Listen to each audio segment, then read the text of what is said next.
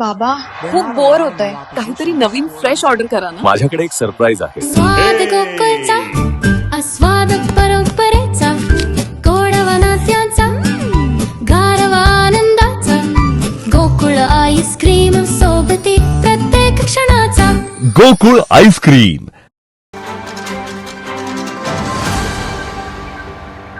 Collector office कोल्हापूरमध्ये ज्या 4 बैठका या ठिकाणी घेतल्या होत्या कलेक्टर ऑफिसमध्ये, या कलेक्टर ऑफिसच्या बैठकीला दोन्ही सन्माननीय खासदार महोदय आदरणीय श्रीमंत छत्रपती शाहू महाराज आणि आदरणीय धैर्यशील माने दादा आणि त्याचबरोबर आदरणीय आमदार विनय कोरे, आदरणीय आमदार शिवाजीराव पाटील साहेब आणि त्याच्यानंतर आदरणीय आमदार अशोकरावजी माने बापू असे सगळेच लोकप्रतिनिधी आम्ही उपस्थित होतो.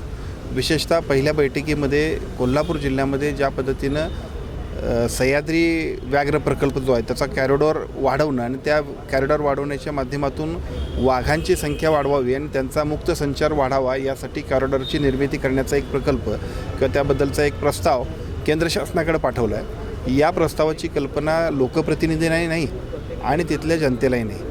हा प्रस्ताव हा खूपच भविष्यकाळातल्या सगळ्या डेव्हलपमेंटसाठी अतिशय हानिकारक आहे. याबद्दलच्या प्रस्तावाच्यासाठी ही बैठक आयोजित केली होती.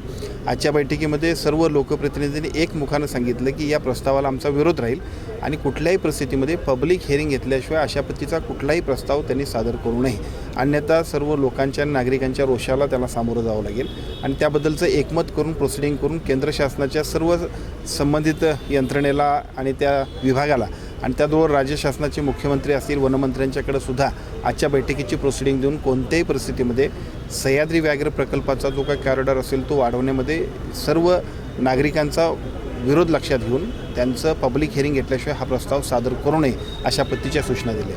ताज्या घडामोडी पाहण्यासाठी माझा महाराष्ट्र न्यूजला आजच सबस्क्राईब करा.